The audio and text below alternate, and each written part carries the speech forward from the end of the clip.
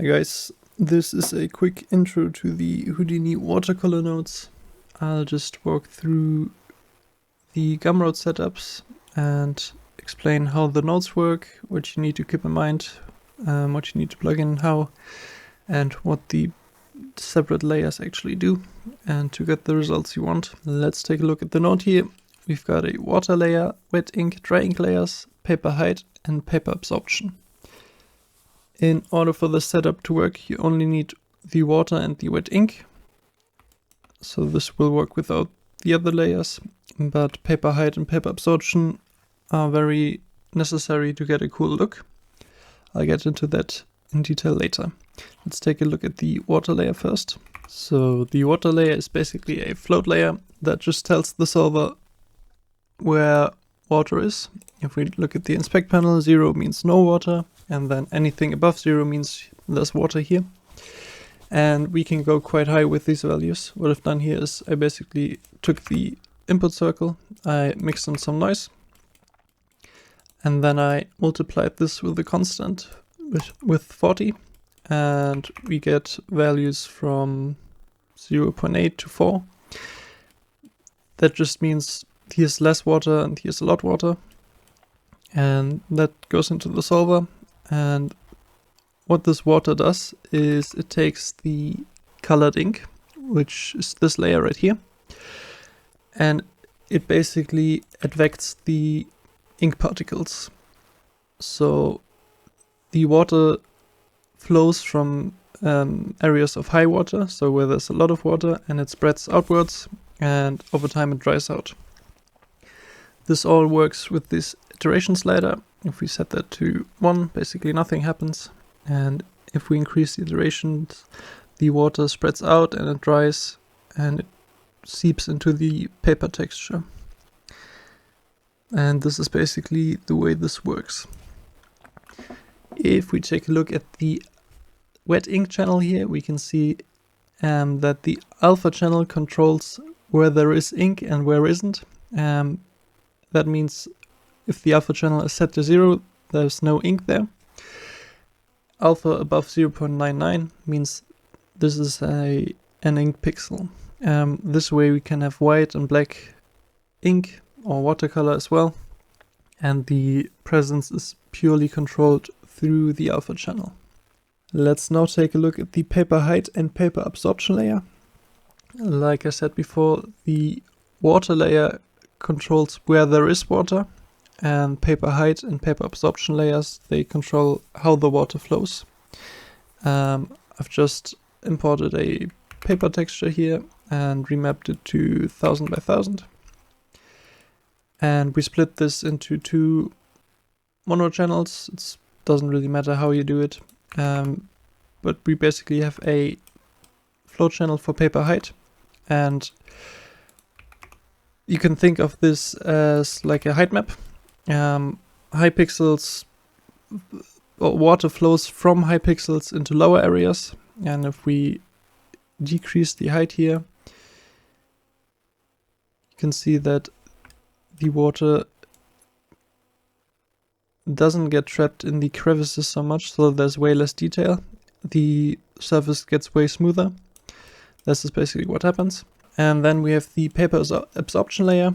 This basically controls how fast ink dries and how much of the ink color gets stuck in the paper. This is also dependent on the paper texture. You can just control the values here, and you can see the absorption areas change. So they get a little more darker because there's more ink pigments stuck into them. So these are basically the 2 layers that let you control the texture of the watercolor. Now that we know what the layers do, let's take a look at the settings themselves. Iterations is pretty much self-explanatory. It's just how many iterations the solver goes through of ink drying, water spreading, and high iterations basically give you a more dried version. This isn't the only thing you can change. You can just change the time step. so how big the step is per iteration to control the drying. And then you also have the water flow rate. This is basically how fast the water spreads. This is probably the slider you'll be playing around with the most to dial in the look you want. Then we also have some color settings like RGB ink diffusion. This is basically the diffusion per channel. You wouldn't really touch this, to be honest. Watercolor doesn't dry out differently per channel. But this is basically how much of the ink dissolves into the air when it's dried out. So you can control all of the values at once and control how much of the ink just gets deposited into the paper. And then we have the color absorption slider, which you might need to touch. I'll get to that later in some areas. But this basically controls the saturation of dried out ink particles. So let's take a quick look at this setup. This is basically the Coffee Stain Creator 5000. It's supposed to mimic like coffee stains on table paper. I don't think I've nailed the look 100%, but I think the idea is there. So we're just gonna start out with a shape. Just scattered some points along a circle and blurred it a bit, remapped, and we get these blobs every frame. And we basically take this shape and turn it into an RGB layer with darker edges. And important to keep in mind, we need RGBA, so transparent background for the ink layer. And this is what goes into the color layer. And then the little bit more interesting part is the water layer. We took a shape again, multiplied it with some rough noise. Important to note here, this noise does not go into the negative or into the zero. So there's always some water on these areas. We basically then blur this out and use an edge detect to detect some edges and multiply that back into the shape. And that way we get more water on the edges, which then spreads out. And then we just break that up again with some more noise. And if we plug that in to our watercolor solver, we get these results. So as you can see, the edges where there's a little bit more water, it spreads out. And like looking at reference, the edges always were a little bit darker. And you can play around with this. It's not perfect, but I think it's just you get some interesting textures and some nice behavior with this setup. Yeah. Let's now take a look at using the watercolor node inside a solver to get image like drying effects over time like this, or most of the effects I showcased at the beginning were done in the solver. And there's one thing you need to keep in mind. We need to turn on this feedback mode, and then we need to pre-convert our colors into K-space. I wrote a article about this, what this is and what this does. It will be linked in the description. But what we're basically doing here, we're converting all of our colors into a color space that is easier to mix colors in. As you can see here, we've got a blue area and a yellow area. And if we mix blue and yellow in normal RGB space, they return white. If we take a look at the ramp here and set that to linear, you can see here we have blue and we have yellow, and if we blend between them, they turn like light white, grayish. This wouldn't happen with watercolors. As you can see here, in our version, blue and yellow turn to green, which is what we want. But in order to get this effect, we need to pre-convert our colors once, because if we do it in the solver, there's just conversion errors that stack up over time, which is why we pre-convert the colors once, and then you can work with them in here. Yeah, this is the most important thing you need to keep in mind for this node. But if you did that, you pre-converted your colors. It's basically just feedbacking water, wet ink, and dry ink layer back into the solver, and then you're good to go.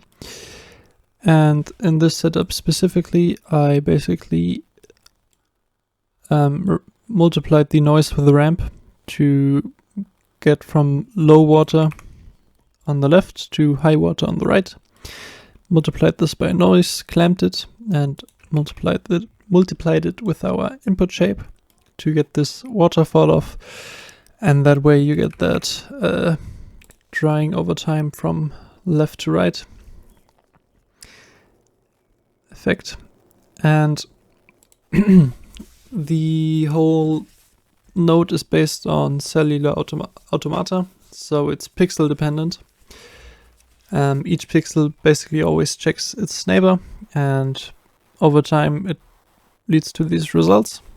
But the thing you need to keep in mind is that higher resolutions take more time, so this doesn't scale very well.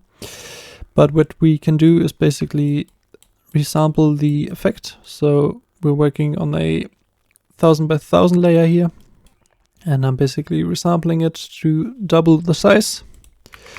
And we're then just sharpening it a bit to get some detail back, and you can then basically multiply it with the paper input texture, and that way you still get a pretty good high resolution result, but you don't need to simulate 2000 by 2000, but only half of that.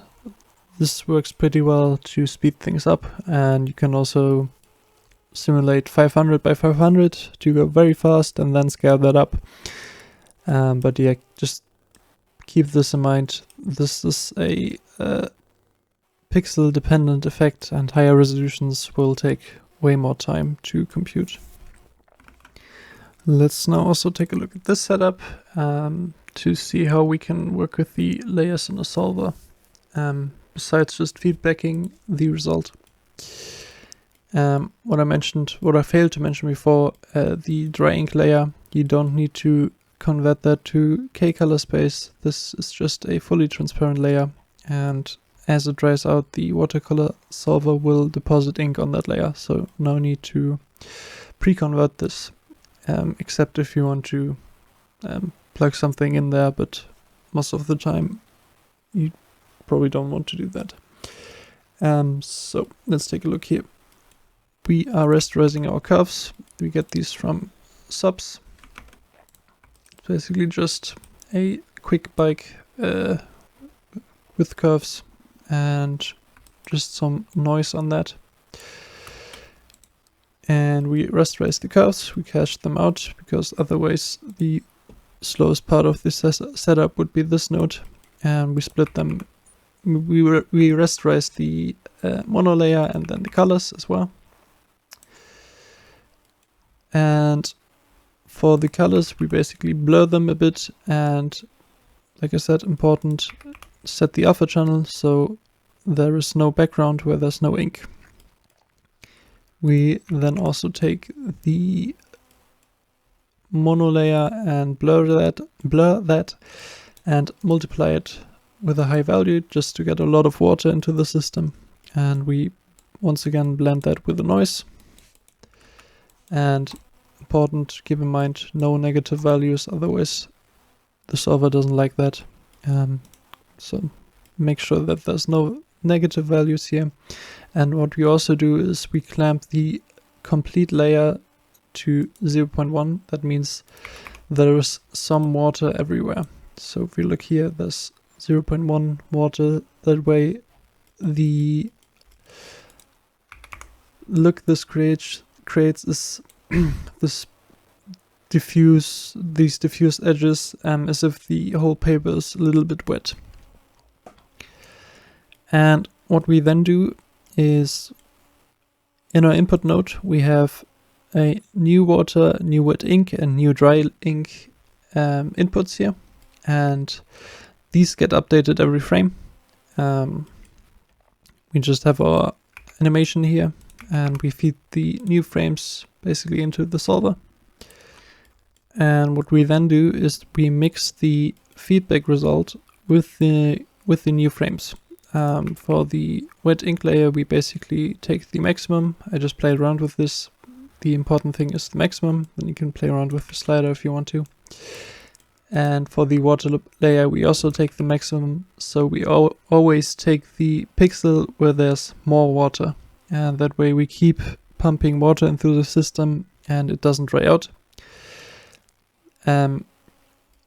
If we take a look at this here, we can also notice that we have the ink in the background that slowly dissolves.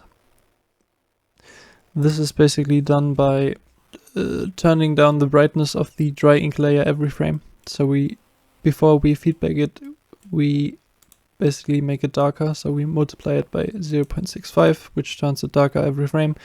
And over time it fully dissolves. Then for the solver settings themselves, we have fairly low iterations at 70, high time step. Important to note here, we can see the effect of the color absorption, because we're basically adding color every frame, and the color absorption basically keeps the values in a realistic range. If we turn this up, we can see basically blows the colors out a bit, and if we take that all the way down, it dissolves the colors fairly much, which isn't really realistic, but I had a value of 3 here. This basically keeps the colors in a physically realistic range, because we're doing some color processing math here that it's just an approximation, so there's no way to give us 100% realistic results, but this slider lets you control the saturation of the color a little bit. And then our water evaporation slider here basically controls how fast the ink dries, and I played around with that until I was happy. And yeah, if we turn it down, you can see the ink spreads quite a lot. And yeah, that's basically it. Thanks for watching. I'll just show the example setups on the Gumroad on screen here. And if you have any questions, leave a comment below, or I don't know, write me on Instagram, shoot me an email, whatever.